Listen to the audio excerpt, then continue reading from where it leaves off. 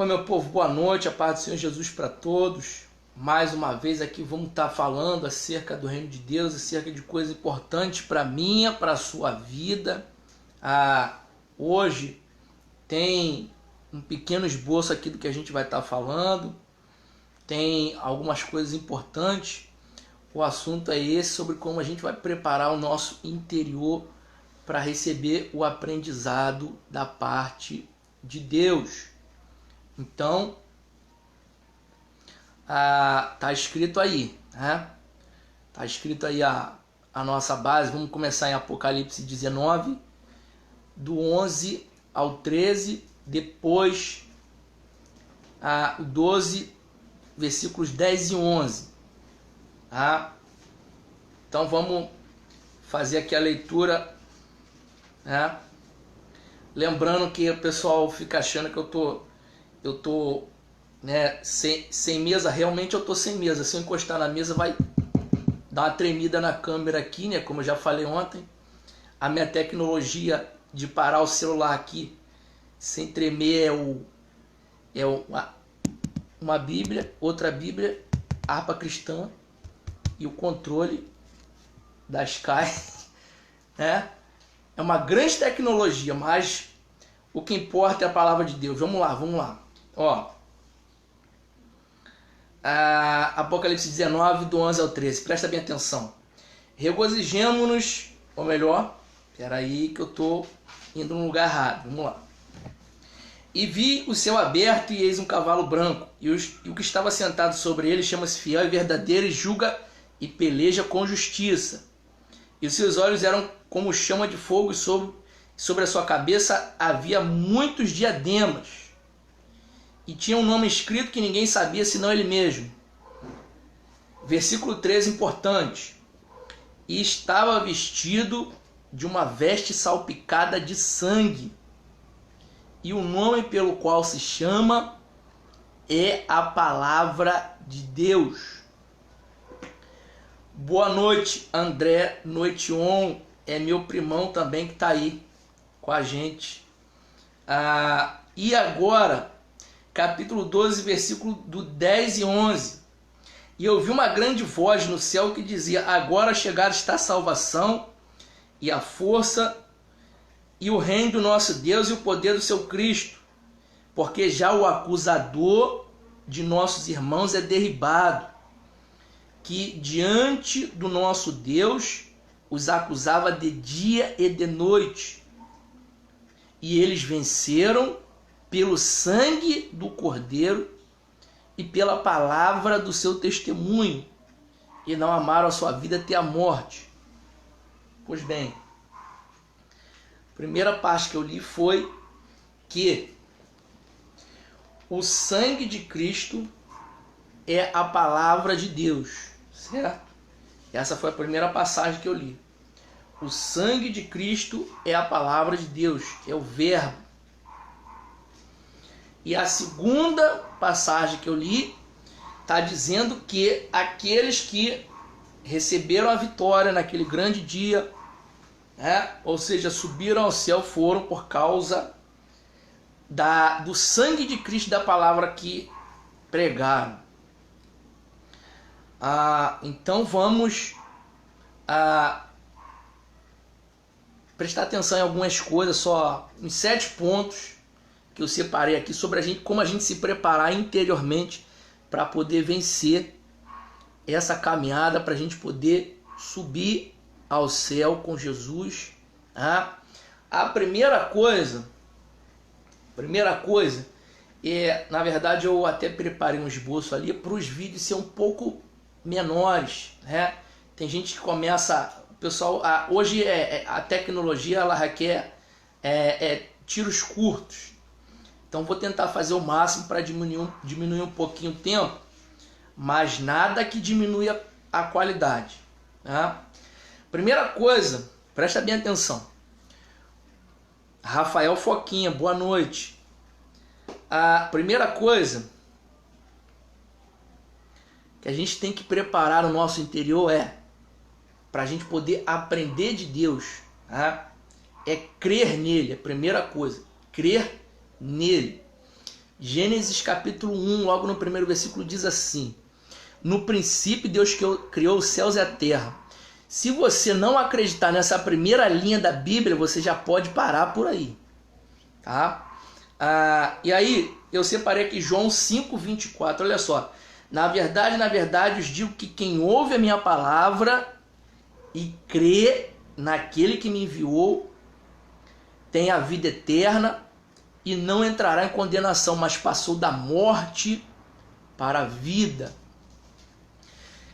Então, como o Deus desse mundo cegou o entendimento dos incrédulos, tá? E a gente passa da morte para a vida a partir do momento que a gente crê, que a gente aceita as palavras de Deus.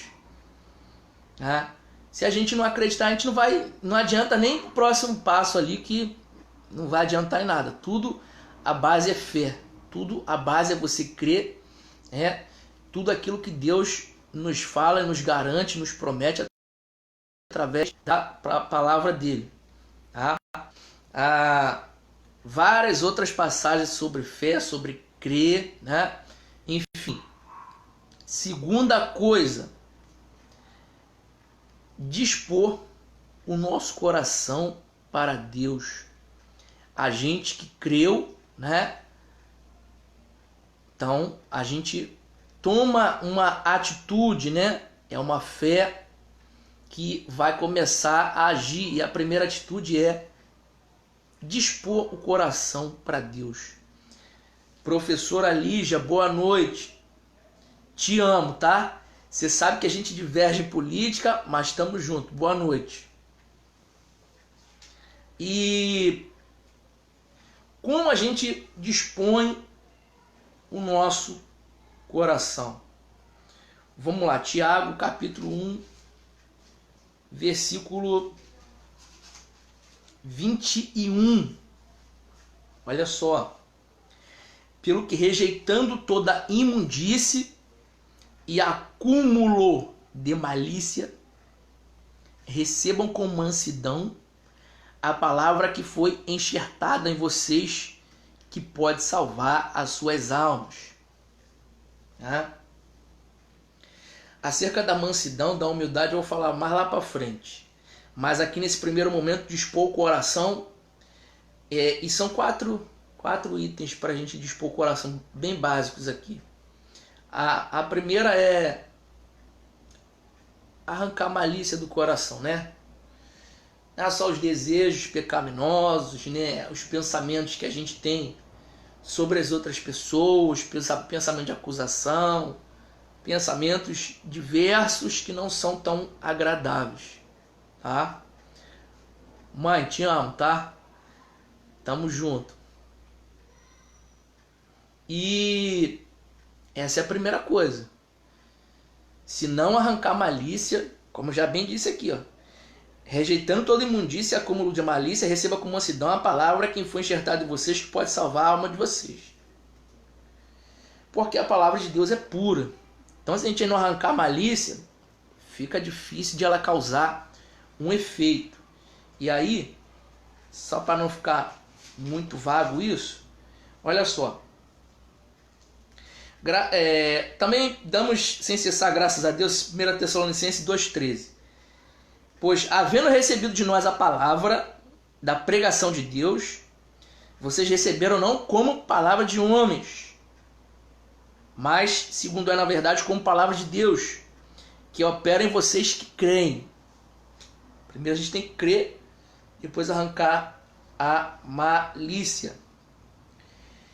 Outra coisa que a gente tem que fazer para dispor o nosso coração. Estou sendo bem sucinto. Mateus 6, 24. Só passagem bem conhecida para a gente não ficar forçando muito a barra. Passagens bem conhecidas. Segunda coisa para a gente dispor o nosso coração. Arrancar. Minha tia Carla também. Boa noite, meu amor. Boa noite. Beijão para todo mundo aí, para a família. Segunda coisa. Arrancar os ídolos. Os falsos deuses do nosso coração. Mateus 6, 24. Ninguém pode servir a dois senhores, porque o há de odiar um e amar o outro, e se dedicará a um e desprezará o outro. Não pode servir a Deus e às riquezas. ou a Deus e a Mamon, a idolatria, os deuses. E aí tem vários tipos de deuses, os próprios demônios, e tudo mais que ocupa nosso coração e atrapalha a nossa comunhão com Deus, né? Até um pecado pode ser um ídolo, desde o momento que você toma aquilo para si, né? Por exemplo, um vício, né? Uma droga, uma bebida, aquilo ali pode ser o seu Deus. Aquilo ali, toda a sua vida pode girar em torno daquilo ali. E se a sua vida gira em torno daquilo ali é um Deus no seu coração. Então, é idolatria também. E aí a terceira coisa que eu separei aqui para dispor o coração são o primeiro e segundo mandamento, né? Que dos 10, só o primeiro e o segundo já dizem bastante coisa. Eu vou ler lá em Deuteronômio 5, né? Mas tem Êxodo 20 também. Vocês podem escolher aí. Deuteronômio 5, versículo 7 e 8. Primeiro, não terás outros deuses diante de mim, ou seja, a idolatria. Segundo, não farás para ti imagem de escultura. Pois bem, o primeiro mandamento fala acerca de outros deuses, certo? Porém, muitas das vezes a idolatria está dentro da pessoa. E aí, isso muitas das vezes não é manifestado, mas passa a se fazer manifestar, né? Passar à vista das pessoas nesse segundo mandamento, ou seja, não farás imagens de escultura, quando aquilo se torna visível a todas as pessoas. Um exemplo, tá? Você gosta muito de uma determinada coisa, vamos dizer assim, por exemplo, agora não me vem um exemplo, mas enfim, você, vamos botar as riquezas mesmo, você ama o dinheiro, e até então o fato de você amar pode não se manifestar às outras pessoas, mas aí quando você começa, por exemplo, a querer ir numa loja ou outra, até mesmo sem dinheiro, para ostentar que tem bens na sua casa que você tem, as outras pessoas não têm, né? Corre atrás de agiota, fica com a vida toda enrolada, né? Só para você ficar ali por cima, né? Como diz, por cima da carne seca. Aí aquilo ali já passa a se manifestar na sua vida, né? E as pessoas vão passar a observar. Então, o primeiro mandamento fala acerca de outros deuses que pode estar ainda encoberto dentro do coração, mas quando no segundo mandamento, imagens de escultura já é uma coisa assim que já é a forma de externar a idolatria. Pois bem, e aí, quarto tópico que eu falei sobre dispor o coração é arrancar certas amizades, certas pessoas, para a gente continuar aprendendo de Deus. 2 Timóteo capítulo 3 fala dos últimos tempos trabalhosos. 1 Coríntios 15:33 fala que as más conversações corrompem os bons costumes. Provérbios 14:15 fala que o simples dá crédito a cada palavra, mas o prudente observa os seus passos, ou seja, não acreditar em tudo que falam para você, né, mas investigar como é que é a vida da pessoa que está falando para você, né? Mas eu separei aqui a Gênesis 6, que é bem emblemático. Olha só, corrupção geral do gênero humano. Gênesis capítulo 6, versículo 3, 5, 11 e 12. Então disse o Senhor, não contenderá mais o meu espírito para sempre com o homem, porque ele também é de carne. Porém, seus dias serão 120 anos. Naqueles tempos, o povo vivia 900 anos, a expectativa de vida era muito alta. Então, o povo caía na gandaia, fazia um monte de filho, um monte de relação imoral, sexual imoral, um monte de coisa, né? Tem relato mais à frente agora eu tô de Ló, né? Quando está em Sodoma e Gomorra, e aí os anjos vão lá na casa dele, aí chegam lá uns homens lá que querem fazer relação com ele, até com os anjos que entraram na casa dele, ou seja, a sociedade daquela época era muito corrompida. Então, isso atrapalhava a comunhão com Deus das pessoas. Então Deus foi diminuindo a expectativa de vida, para que as pessoas pudessem acordar literalmente para a vida, né? E até hoje isso continua acontecendo, as pessoas estão morrendo cada vez mais cedo. Para quê?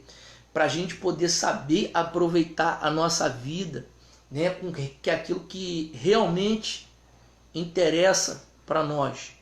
E aí ele continua dizendo, versículo 5, que viu o Senhor que a maldade do homem tinha se multiplicado sobre a terra, e que toda a imaginação dos pensamentos de seu coração, a maquinação, vem do coração para a mente, da mente para o coração, essa troca, era só má continuamente. A raça humana só sabia pensar em coisa que não prestava, né? Degradavam a natureza e até hoje fazem isso. A própria vida, a própria saúde, né? Faziam orgias, grandes bebedeiras naquela época, né? Versículos 11 e 12. A terra, porém, estava corrompida diante da face de Deus, encheu-se de violência, como está hoje. A terra cheia de violência. E viu Deus a terra, e eis que estava corrompida, e está até hoje. Porque toda a carne, ou seja, toda a raça humana, havia corrompido seu caminho sobre a terra. É por isso que as más conversações corrompem bons costumes. Temos que prestar atenção com o que a gente conversa, com o que a gente bota dentro da nossa casa. Isso atrapalha a gente aprender de Deus também. Eu estou no segundo item, fechei o segundo item. O primeiro é você crer.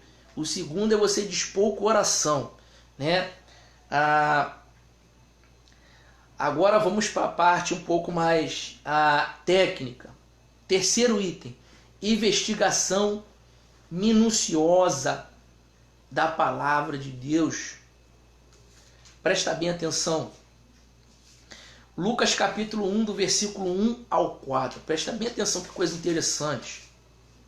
Tendo, pois, muitos empreendido pôr em ordem a narração dos fatos que entre nós se cumpriram, de acordo nos transmitiram os mesmos que presenciaram desde o princípio e foram ministros da palavra.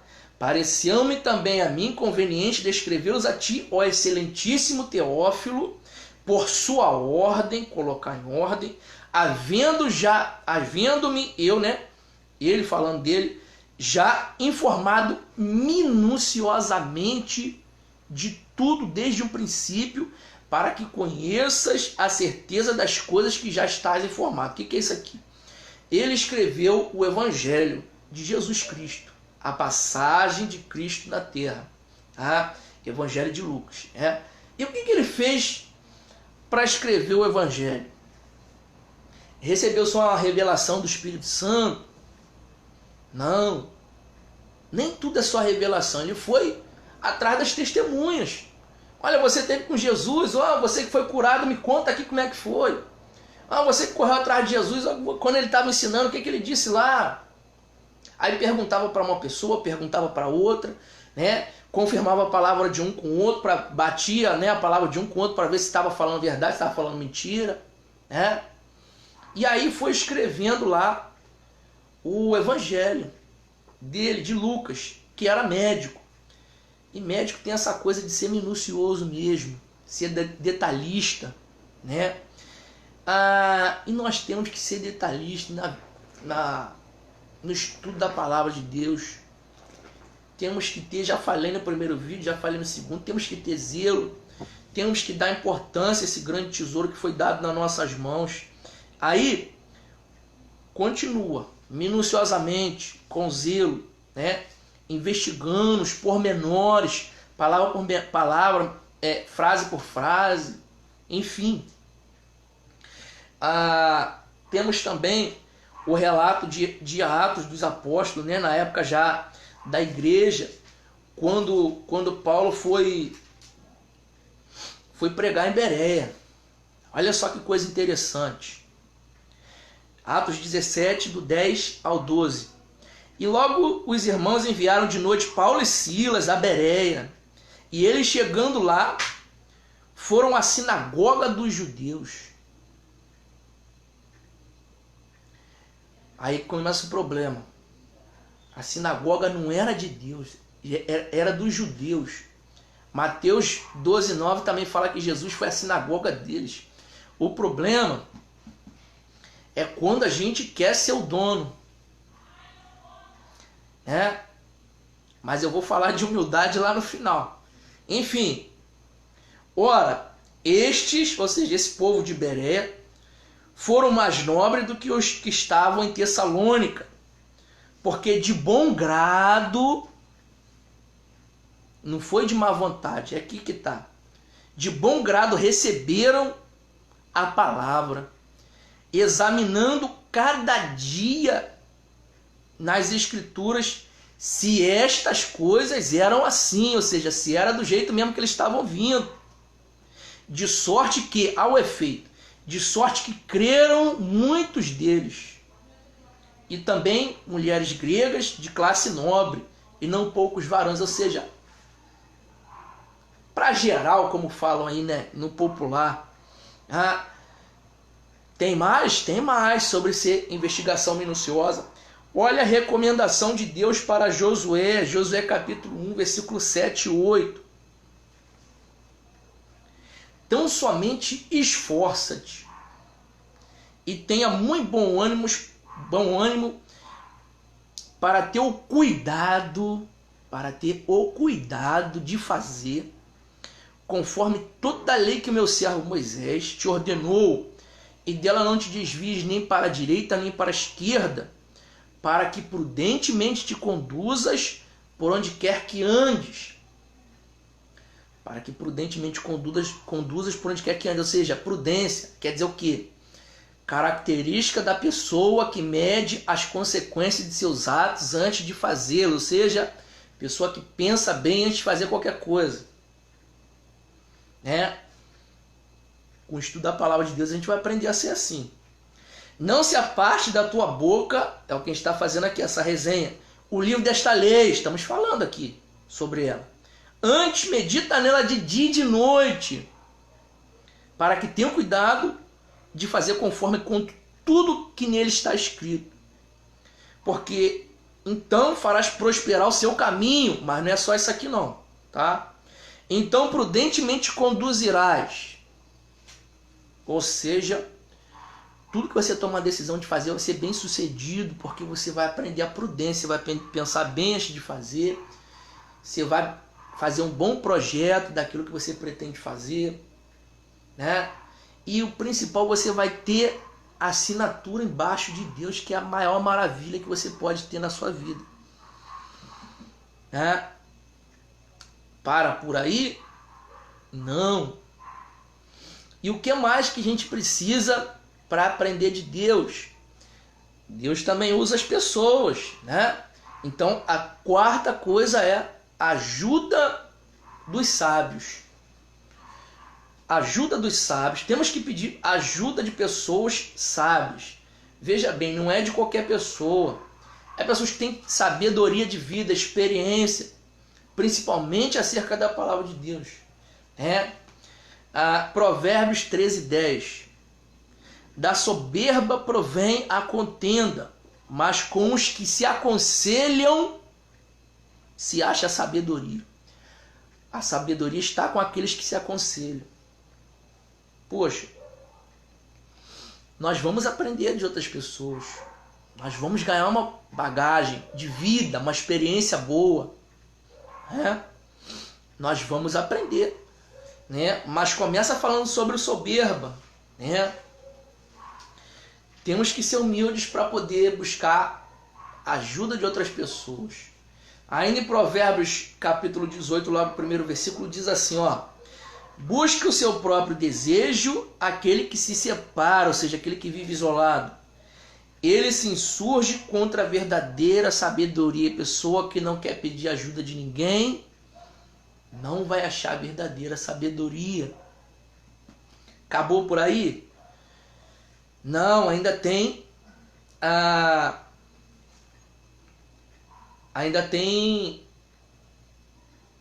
Êxodo. Tem Êxodo 33. Falei de Josué, olha só como é que era a vida dele. Ele aprendeu observando como Moisés procedia, né?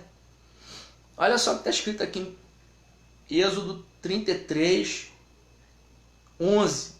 E falava o Senhor com Moisés face a face, como qualquer um que fala com seu amigo.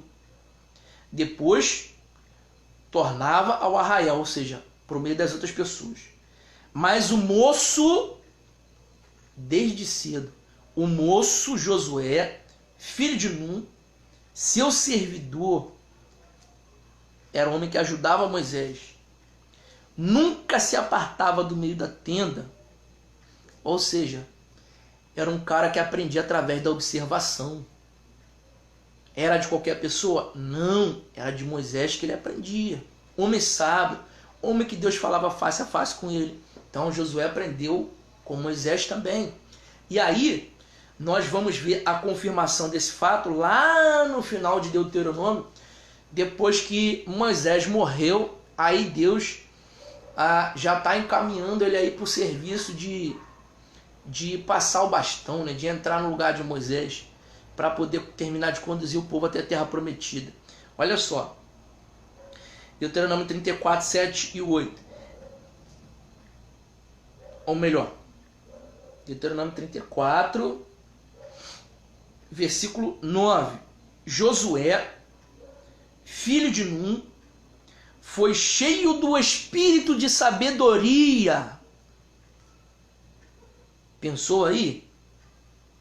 Porque Moisés tinha posto sobre ele as suas mãos. Assim, os filhos de Israel, ou seja, a descendência, lhes deram ouvidos e fizeram como o Senhor tinha ordenado a Moisés, né? Ou seja, ele foi confirmado como líder e as pessoas respeitavam a ele, porque ele aprendeu com o sábio e um dia chegou ao lugar que Deus queria colocá-lo. Ou seja, não foi da noite para o dia, né? Mas ele chegou onde Deus queria, teve sucesso. E aí, para terminar essa parte aqui sobre a ajuda dos sábios, tem o próprio sábio, né? Que não deixa de ser o Espírito Santo também, Jesus. João 5, 19 e 20. Mas Jesus respondeu e disse: na verdade vos digo que o Filho por si mesmo não pode fazer coisa alguma, se não vir o Pai fazer. Se não vir, né, do verbo ver, fazer o Pai, ou seja, aprender com o Pai. Porque tudo quanto ele faz, ou seja, o Pai faz, o Filho faz igualmente. Porque o Pai ama o Filho e mostra-lhe tudo o que faz. E ele lhe mostrará maiores obras do que essa, para que se maravilhe. Ou seja, Deus coloca nas nossas mãos mais responsabilidades, mais maravilhas de acordo com o nosso aprendizado. E aí vem a quinta coisa, quinta, sexta e sétima. Se você não prestou atenção em todas essas coisas até aqui, sobre você crer, sobre você dispor o coração a Deus, arrancar malícia, idolatria, ou a terceira coisa, que foi a investigação minuciosa da palavra de Deus, a quarta coisa, que é pedir ajuda dos sábios, tem a quinta, a sexta e a sétima coisa. Quinta é temor a Deus. Tá? Muitas pessoas que não frequentam a igreja, mas têm mais temor do que às vezes quem está lá dentro. Tá? O que significa temor? Uma postura respeitosa, você respeitar as coisas espirituais, você respeitar aquilo que vem da parte de Deus, você não ser um zombador, você não ser aquele que despreza o que Deus tem te dado, tem falado contigo, né? E aí eu queria ler sobre o temor, Salmo 25, versículo 14. O segredo do Senhor, o segredo do Senhor, isso aqui é muito forte. O segredo do Senhor é para os que o temem, e ele lhes fará saber o seu conserto, ou seja, a sua sabedoria, a sua aliança. O segredo do Senhor é para os que temem, e ele lhes fará saber o seu conserto. Se você tem temor a Deus, você tem sabedoria. O provérbio mesmo diz que o temor a Deus é o princípio da sabedoria. Tá? Quer mais? Quer mais? Tem mais. 2 Coríntios capítulo 7, versículo... Logo no primeiro versículo, diz assim, ó: ora, amados, pois que temos tais promessas, ou seja, principalmente adentrar no céu, purifiquemo-nos de toda imundície da carne e do espírito, aperfeiçoando a santificação no temor de Deus. Está entendendo como é que se aperfeiçoa a santificação? Através do temor. Ah, você pode fazer diversas coisas, você pode ser um grande legalista, né? Um cumpridor de leis, mas Deus não quer uma relação jurídica com você. Deus quer uma relação pessoal com você. Ele quer temor, tá? Um respeito, um apreço pelas coisas dele.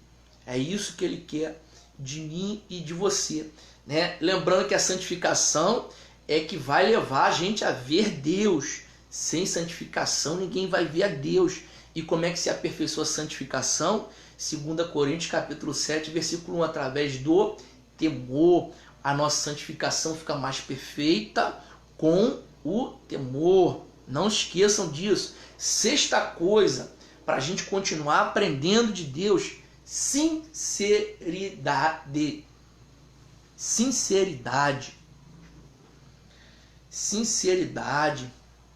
Ora, assim termina Efésios, no último versículo de Efésios: a graça seja com todos os que amam assim ao Senhor Jesus Cristo em sinceridade. Por isso tem muita gente morta sem a graça de Deus, porque está na presença dele sem sinceridade. Quer mais um pouco? Provérbios 3,32. O perverso é abominação para o Senhor, mas com os sinceros está o seu segredo. Então, você vai aprender a sabedoria, você vai aprender mais como viver melhor de Deus, sendo sincero com Ele.